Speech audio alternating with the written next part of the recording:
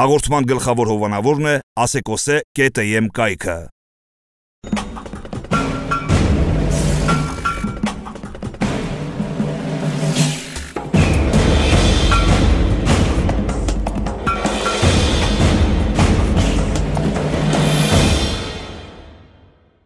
Նա հայ իրականության թերևս բառից բուն և փոխաբերական իմաստով ամենահասանելի քաղաքական գործիչն է։ Նրա տեսակը և շփման անմիջականությունը նորություն էր քաղաքական կյանքում, սակայն այդ ամենին սովորելու և նրան ճիշտ ընկալելու համար ժամանակ էր հարկավոր։ Ազգային ժողովի մեծարգո նախագահ, հարգարժան խորհրդարան, ցավում եմ, որ գիտության և կրթության ոլորտի մասին իմ հնարավոր զեկույցը որոշ պատգամներ ինչի հետաքրքրում, ես կփորձեմ ելույթիս երկրորդ հատվածը ավելի հետաքրքրաշարժ դարձնել այդ տեսակետից։ Ընդհանրապես կարելի է մյուս տարի մտածել մենակ փոչիկով գան կամ կարճ կտրած իմ նման տենց։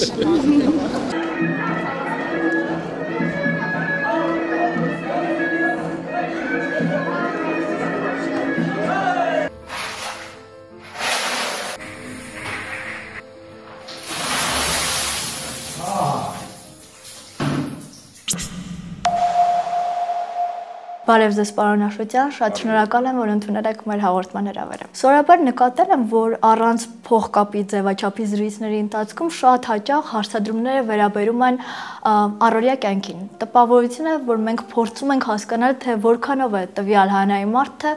տարբերվում այն կերպարից, որով նա ներկայանում է։ Հարց է առաջանում, մենք չենք հավատում հանրային մարդկանց, թե ուղղակի փորձում ենք հատկապես քաղաքական գործիչների դեպքում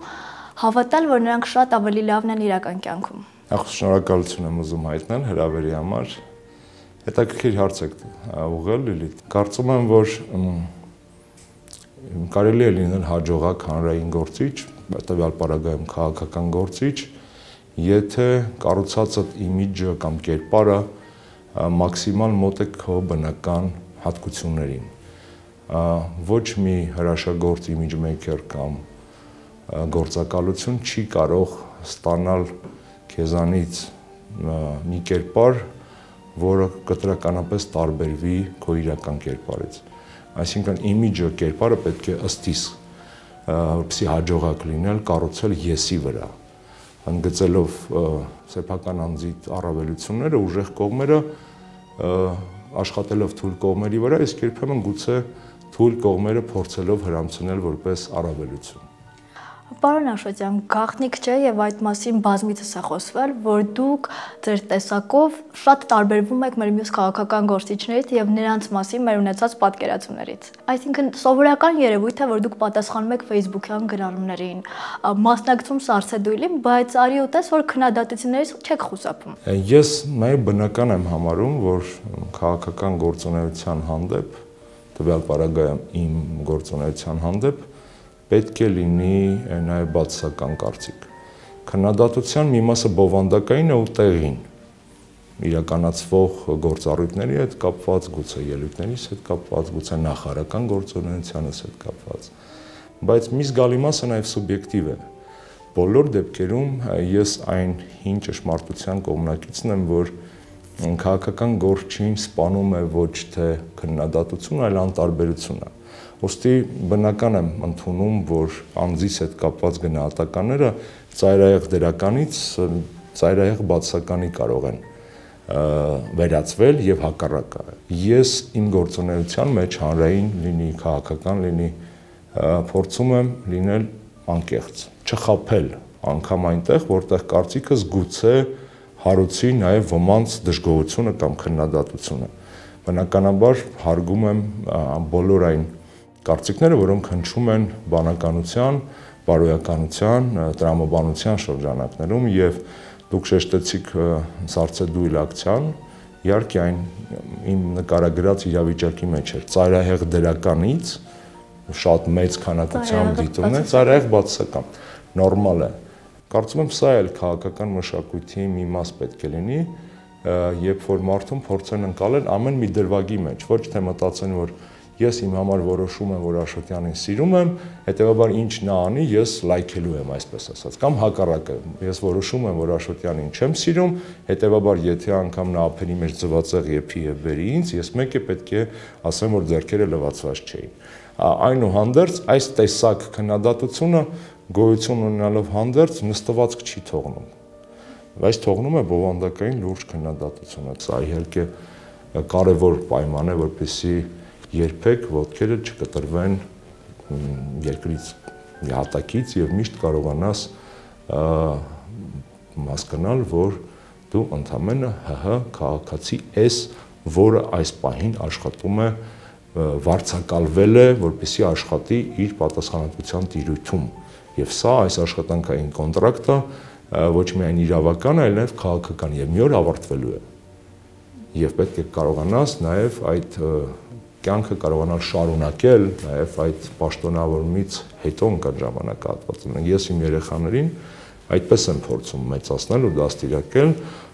ելնելով այն հանգամանքից, որ իրենց հայրը հավիտյան նախարար չի աշխատելու կամ չի լինելու միշտ, իշխանավոր կամ հանրային գործիչ կամ հայտնի մարդ, եւ իրենք պետք է սովորեն հենց տվյալ նիստուկացին, շարքային ընտանիքի, շարքային այդ ընկալումների մեջ դաստիարակության լավ իմաստով շարքային, ավանդական շարքային, դասական, մոդելային միջավայրում մեծանան։ Ես ինձ չեմ պատկերացնում քաղաքականությունից դուրս, անկեղծ խոստովանեմ,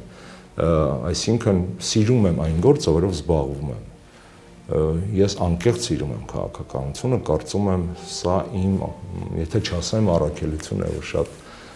վեհամբար չհնչի, բայց սա ինձ ամենահոգեհարազատ ոլորտն է, թեպետ ասեմ, որ անհամեստորեն շեշտեմ ժամանակին եղել եմ նաև լավ հույսեր ներշնչող երիտասարդ մասնագետ բժշկագիտության ոլորտում, բայց այնուհանդերձ սա է իմը, ես զգացել եմ, սիրում եմ, զբաղվում եմ, աշխատում եմ, վստահ եմ, որ տաշած քարը երբևէ չի մնալու առանց համապատասխան կիրառման, մնում է միշտ լինել տաշած քար, որովհետև ինքս իմ հանդեպ ես ավելի բծախնդիր եմ ու պահանջկոտ, քան իմ շրջապատը։ Իրականության մեջ կտրուկ են վերաբերում բոլոր այն կարծիքներին, որոնք բարոյականության սահման են անցնում եւ կրում են ոչ թե քննադատական, այլ տվյալ պարագայում ձեր բերած օրինակում վիրավորական բներ։ Պարզապես նախազգուշացումից հետո կտրուկ խզում են բոլոր տեսակի հարաբերությունները, չեմ տրվում սադրանքների, միաժամանակ շատ լավ հիշում եմ այդ մարդկանց։ Պարոն Աշոտյան, ես նկատել եմ, որ դուք նաև վախենում եք նաև շատ լավ վերաբերմունքից, որովհետև երբ որ դուք շնորհակալություն եք հայտնում ձեր ծննդյան շնորհավորանքների համար, նշեցիք, որ հուսամ, որ սա ամենևին կապված չէ իմ պաշտոնի հետ, այսինքն երբեմն հասկանում եք, որ ձեզ փորձում են շողոքորտել, այսինքն բացասականի հակառակ երևույթը չեք նկատում դեր անձի հանդեպ։ Իհարկե դա էլ կա, դա բնական է, այդպես է մարդկային հասարակությունը, մնում է ըմբոշխնել այդ հարբեցնող ըմպելիքը, այսպես կոչված, որը կոչվում է շողոքորտություն, չհարբելով եւ երբեք չկորցնելով իրականության զգացումը։ Ծննդյան առիթը շատ բնական առիթ է մարդուն ասել ավելին, քան ինքը կա։ Կարծում եմ բոլորս ենք այդպես, մեր մտերիմների, հարազատների, եւ ես շատ շնորհակալ եմ աջակցող մարդկանց, ինձ ընդունող, հարգող, սիրող իմ երկրպագուներին անգամ այդ բառը կարող եմ ասել, որտեղ այդպիսի բանակ էլ կա, որ ինձ օգնում է։ Օգնում է, որովհետև գիտեք, քաղաքական գործիչները կարիք ունեն նաև պոզիտիվ դրական էներգիայի։ Եվ այդ էներգիան իհարկե ստանում ես ինչպես քո ընտանիքից, երեխաներից, կողակցից, հարազատներից, այնպես էլ հանրային մարդկանց պարագայում հանրությունից։ Մենք քիչ առաջ խոսում էինք ապագայից, սակայն ես փորձել էի նաև ուսումնասիրել ձեր անցյալը, իհարկե հարցազրույցների տեսքով, եւ ինձ համար բացահայտեցի, որ մեկ անգամ որպես ամենատպավորիչ նվեր դուք նշել եք, որ ձեր ընկերներից ստացված բջջային հեռախոսները ավելի քան 10 տարի առաջ։ Հին հեռախոս, որը բժշկական համալսարանում աշխատելիս դուք այդ հնարավորությունը չունեք կարծես թե դա գնելու։ Այսօր կարծում եմ, որ դուք 1, 2 եւ գուցե ավելի հեռախոս գնելու հնարավորություն ունեք, սակայն ինչ կար նախկինում, ինչ կար անցյալում, որ չկա այսօր։ Ինչ եք կորցրել ձեր գործունեության ավելի հանրային փուլի անցումից։ իհարկե կորցրել եմ անձնականությունը, հա, այդ բառը գուցե արհեստական է հնչում, բայց այլ տարբերակ թարգմանելու լայն տարածում գտած անգլերեն է privacy արտահայտությունը ես չգտա եւ օգտագործում եմ անձնականությունը։ Իհարկե այդ անձնականության կորուստը խուսափելի է։ Ինչ է դա աննկատ մնալու հնարավորության բացակայությունը ցանկացած հանրային միջավայրում եւ ոչ միայն Հայաստանում։ Բազմաթիվ դեպքեր, նաեւ զվարճալի դեպքեր կան, երբ որ հանգստի ժամանակ, արտերկրում գործողման ժամանակ հայեր բնականաբար, որոնք ամեն տեղ լինում են, մոտենում են, հարցնում են, խոսում են, այսինքն ակնհայտ է, ել չասեմ Հայաստանի պարագայում, որ ուղղակի բացառված է դուրս գալ ընտանիքով քաղաք, ինչ որ սրճարան կամ փողոցով քայլել կամ երեխաներին տանել որևէ վայր ու աննկատ մնալ, որ հանկարծ առնվազն կեսը մարդկանց չշրջվի, որոնց մի մասը ժպտաբարևի, որոնց մի մասը պարզապես մռայլվի, որոնց մի մասը փսփսա, որոնց մի մասը նկարի հեռվից, սա նյարդայնացնում էր առաջ շատ, հիմա չէ, ես դրան սովորել եմ, չեմ համարում դա աստղային հիվանդության ինչ-որ արտահայտում, համարում եմ բնական հետաքրքրություն և փորձում եմ չթելադրել իմ սեփական քայլերը այդ հանրային ուշադրության, չփոխել իմ սեփական քայլերը այդ հանրային ուշադրության պատճառով, չփոխել դրանք, մաքսիմալ լինել այնպեսին, ինչպեսին ես կլինեի, եթե այդ հանրային ուշադրությունը չլիներ։ Երկրորդը ինչ է կորում տարիների հետ է կորում եւ շատ կարեւոր է փորձել դա վերականգնել ու պահել, դա իրականության ընկալման գունեղությունն է։ Բացատրեմ ինչի նկատի ունեմ, հա։ Կյանքի ռիթմը բոլորիս մոտ շատ արագ է հիմա, ուժ գնացել է, շատ արագ է անցնում օրը, շաբաթը, ամիսը, տարին, օրվա ընթացքում տպավորություններդ երբեմն չես կարողանում դասավորել ճիշտ հիշողությունների, ճիշտ հետևությունների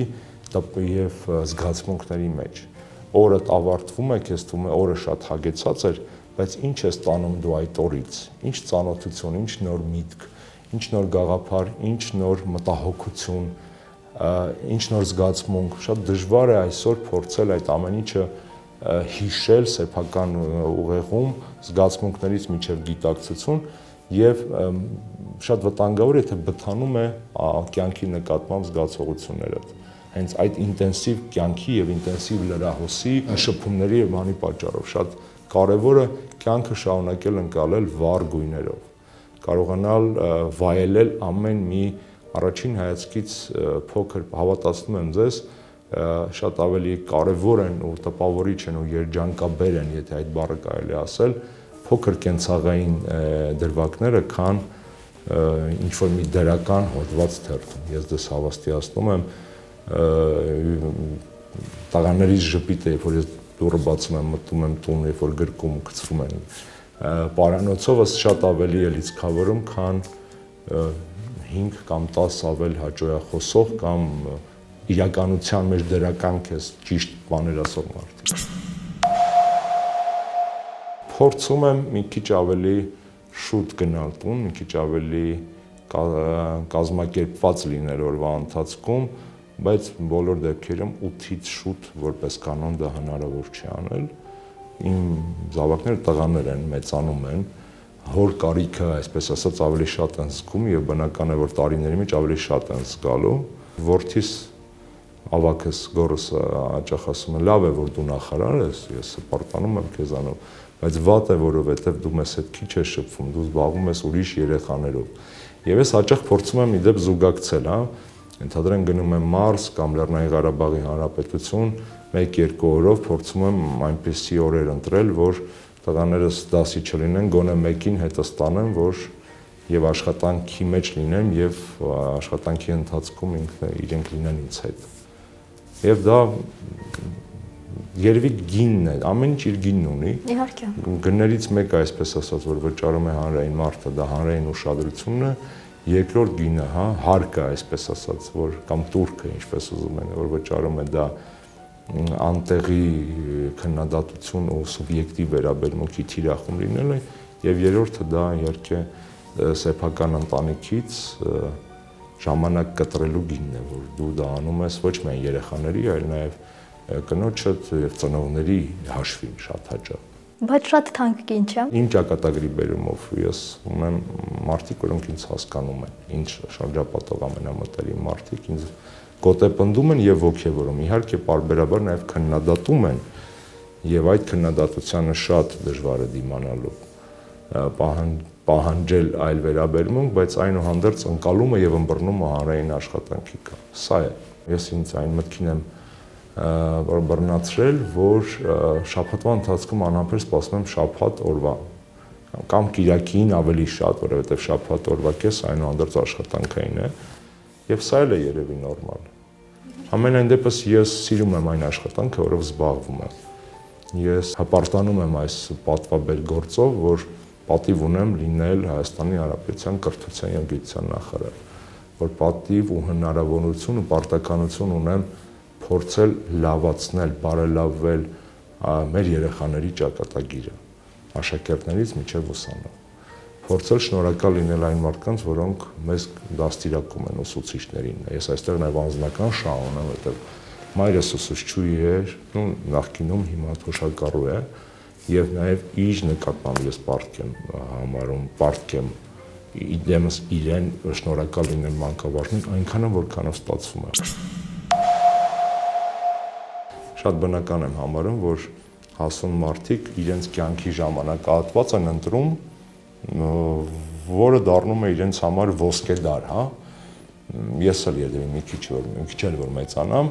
ինչ որ իմ 75 թվականի ծնունդ լինելով հանդերձ կգտնեմ կյանքիս մեջ մի հատված, որը կհամարեմ, որ սա ամենաանհոգ, ամենալավ, ամենաբարի տարիներն էին իմ կյանքի, ոսկե դարս էր այսպես ասած։ Ամեն մարդ երևի իր համար այդպիսի ժամանակահատված է ընտրում, որտեղ իրեն ամենալիարժեքն է զգացել եւ ամենաերջանիկը։ Իմ այդ ժամանակը չէ դեռ, ես չեմ կարող ասել, թե որ տարին է։ Իհարկե ուսանողական տարիները շատ լավն էին, շատ բուռն էին, շատ դժվար էին, ծանր տարիներ էին։ 90-ականների հայ ուսանողությունը հերոսություն էր գործում, երբ որ սովորում էր, չեմ ուզում սրտաճմլիկ հուզական պատմություններով հեղեղել եթերը, բայց շատերը կհիշեն, թե ինչպես ենք մենք սովորում, ոտքով գնում դասի, մոմի լույսի տակ կամ սալյարկաների լապտերիկների ներքո դաս անում կամ փորձում լիցքավորման սարք գտնել։ Մենք մեր տանը հայրս հետաքրքիր բաներ արել, շատերն էին հետո արել, իմացա, հին հեծանիվի վրա դինամո էր դրել եւ այդ դինամոյով լիցքավորում էր ակումուլյատորը։ Օրվա ընթացքում եւ ով որ պարապ էր լինում, նստում էր լիցքավորում էր, օրվա վերջ երեկոյան փոքր հեռուստացույց ունեինք, որով կարողանում ենք այդ ակումուլյատորից, այդ մարտկոցից օգտվել եւ հարևանները հավաքում էին մեր տունը, ինչ որ կավեենից այն ժամանակ Եռմիի փառահեղ տարիներն էր, միջև կներեք Սանտա Բարբարայի հերթական հատվածը նայելու։ Այդ մարտկոցը եւ այդ հեծանիվային սարքը դարձել էր ինչ որ եւ մի կողմից առողջապելակերպ էր փաստորեն, որտեղ ամբողջ օրը դա եւ հնարավորություն հաղորդակցվելու արտաքին աշխարհի հետ այն ժամանակ, երբ որ լույս չկար։ Չեմ կարող շարժնել, դուք եք նայում Սանտա Բարբարան։ Իհարկե նայում եմ, մարդկա, ես նայել եմ Սանտա Բարբարա, ես լսել եմ Լասկովի մայ, ես այդ 90-ականների վերջի, 90-ականների սկզբի սերունդն եմ, այն պարբերաբար համացանցում հայտնվում են նկարներ, այդ տարիներից, ինչ որ շոկոլադեղեն, դերբիները, չգիտեմ կհիշեք դու չէ, ինչ որ պիկնիկ, թխվածքաբլիթեր կային եւ այլն, բնական է, այդ տարիները եւ մենք էլ ենք եղել, հա, այդ հորձանուտում եւ այսօրվա կյանքը չէր, հա, այն ժամանակ ինչ որ տիպային բաներ կար, դասարանով տեղ էին գնում, ինչ ենք առնում ենք, ենթադրենք դերբի ու գնում ենք, հա, կամ ինչ որ տենց լիգյորներ կային հունական, գունավոր, մրգային, չգիտեմ կհիշեք, թե չէ 1400 դրամ արժեին, դրանցից էին դասանում։ Մի խոսքով, ամեն հիմա կարող եմ երեխեքը մեծանան ուրիշ բան կհիշեն, բայց իմ սերունդը վստահաբար հիշում է իր 90-ականները ու ես վատով չեմ հիշում, ես չարությամբ չեմ հիշում այդ ծանր տարիները, որովհետև այնուհանդերձ նրանք պայքարի, մաքարումների, բայց երջանիկ ուսանողական կյանքի, բացահայտումների, սիրո, հիասթափությունների, ընկերության, դավաճանության տարիներ էին, ինչը իհարկե ավելի գունավոր էր դարձնում կյանքը։ 92 թվականին ընդունվեցինք բժշկական ինստիտուտ, Աշոտյանը ընդունվեց բուժական ֆակուլտետ, ես մանկաբուժական։ Շատ ակտիվ էր։ Այսպես ճիշտ է, տարիները 92 թվականն էր, մութ տարիներն էր, հոսանք չկա, ձմեռը շատ վատ ձմեռ էր այդ ձմեռը։ Հիշում եմ դժվար էր պարապելը, հոսանք չկար, մի խոսքով ծանր տարի էր։ Ու երևի թե մեր ենթագիտակցության մեջ էր, որ այդ խավարից, այսպես ասած, դուրս գալու միակ ճանապարհը դա սովորելն էր։ Ու չնայած դրան, դժվար էր այն ժամանակվա ուսանողական տարիները, ուսանողության կյանքը, մենք բավական հետաքրքիր էինք անցկացնում։ Աշոտյանը շատ տաղանդավոր անձնավորություն է, ինքը ստեղծագործ բնույթ ունի, ուներ բանաստեղծություններ գրած արդեն այն ժամանակ դպրոցական տարիներին եւ նաեւ նորեր ներգում, հիմա էլ է ստեղծագործում եւ նաեւ այդ բանաստեղծությունների իման վրա նաեւ երաժշտություններ գրում ու շատ հաճախ մենք հավաքվում էինք խմբով, թե մեր խումբը, թե իրենց խումբը ու ոնց որ ինքնաստեղծագործ այդպիսի մի խումբ էր, ինքը նվագում էր, բոլորս երգում էինք, շատ հետաքրքիր էր անցնում։ Ինքը նաև շատ ակտիվ էր այդ համալսարանի հասարակական կյանքում, ուսանողական կյանքում, դեռ ուսանողական գարուններ էին կազմակերպում, հնարամիտների, ուրախների հնարամիտների ակումբներ, ու հիմնական այդ տարիներին սցենարը ինքն էր գրում, ու երևի թե իր շնորհիվ, որ ուսանողական կյանքը շունչը հենց ոչ միայն բժշկական ինստիտուտում, հետո նա տարածվեց նաև այլ բուհերում, ուսանողության ակտիվությունը ուսխորհուրդների ձևով բավական առաջընթաց ապրեց եւ դա իր շնորհքն էր, սկիզբը դրվեց հենց բժշկական ինստիտուտ։ Ամենաշատը ինչ եմ հիշում մեր ոսկե աշունը եւ ուսանողական գարունը։ Դա կազմակերպում ենք միասին, մեր ուսխորհրդի հետ միասին ու կազմակերպիչներից մեկը Արմենն էր, պարոն Աշոտյանը հիմա։ Այն ժամանակ մեր համար ուղղակի Արմենն էր։ Ամբողջ սցենարը կարելի է ասել մեր ֆակուլտետի, բուժական ֆակուլտետը ինքն էր ստեղծում եւ մենք էլ որպես դերասաններ մասնակցում էինք, շատ հաճելի էր, շատ հետաքրքիր էր։ Չեմ կարող ասել, որ ինքը շարքային ուսանող էր, որովհետև միշտ աչքի են մնում եւ իր առաջադիմությամբ, իր աշխատասիրությամբ մեր հետ շփման մեջ երևի ոչ մի բան չի փոխվել, որովհետև երբ որ հանդիպում ենք, էլի նույն Արմենն է, նույն ձևի շփվում ենք, հիշում ենք անցյալը ու ամեն ինչ նույնն է մեր համար։ Ուղղակի փոխվել է այն, որ հիմա հաճախակի չեն կարող հանդիպել, դա ժամանակի պակասն է եւ իր մոտ, եւ մեր մոտ ու իր մոտ ավելի շատ իհարկե, հաճախակի նոմա որ չի ստացվում է, խմբով հավաքվում ենք, չի ստացվում, որ ինքն էլ ներկա լինի։ Եվ զրույցի վերջում ուզում եմ մեջբերել ձեր մտքերից հետևյալը։ Հոգնել եմ դիմակներից եւ քաղաքական կյանքում եւ առօրյա կյանքում։ Կարծում եմ վաղուց ժամանակն է, որ դիմակը չլինի առօրյա կյանքի կարևոր ատրիբուտ։ Անկախ նրանից ինչպիսի աշխատանքային պայմաններ մեզ, միշտ պետք է փորձես լինել ազնիվ եւ դիմակազերծված։ Սա դուք ասել եք ավելի քան 3 տարի առաջ։ Արդյոք կարողանում եք հետևել սեփական հորդորին։ Այո։ Ոստի խիղճս ավելի հանգիստ է, շփումների մեջ ես չեմ լարվում, աշխատանքի մեջ լարվում եմ միայն աշխատանքի պատճառով, փորձում եմ չլինել չերևալ ավելի լավը, քան ես կամ, որպեսզի չհիասթափեցնեմ ինքս ինձ եւ այն մարդկանց, ում հետ աշխատում եմ, բայց ես գիտեմ միաժամանակ նաեւ իմ արժեքը, ես գիտեմ ինձ եւ իմ ուժեղ եւ թույլ կողմերը, ուստի ինչքան էլ մեծ է գայթակղությունը, կներեք երևանյան սլենգի համար, այդ ձև բռնելու,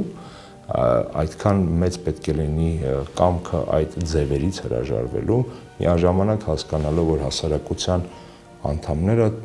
ինչպես եւ դու անձամբ, իդեալական չեն եւ մեծ է նաեւ այլոց գայթակղությունը փորձել խոցել, վիրավորել, քննադատել եւ այլն անգամ անտեղի տեղ։ Ես փիլիսոփայորեն եմ մոտենում այս հարցին եւ ամենակարևորը ինքս ինձ այս 6 տարիների ընթացքում նախարար աշխատելու կարծում եմ, որ չեմ կորցրել։ Շատ շնորհակալ եմ։ Ձեզ հետ զրույցը շատ լուրջ ստացվեց։ Ձեզ հետ զրույցը շատ հետաքրքիր ստացվեց, պետք է փաստեմ, եւ շնորհակալ եմ միասին ձեր կյանքին հետադարձ հայացք գցելու համար։ Շնորհակալ եմ։ Եվ վերջում հաղորդմանն աջակցելու եւ իմ արտաքին տեսքն ապահովելու համար շնորհակալություն եմ հայտնում Ստուդիո 212 էսթետիկա եւ գեղեցկության սրահին։ Հասցե Թումանյան 12 կոտրակ 1։ Հաղորդման գլխավոր հովանավորն է asecose.am կայքը։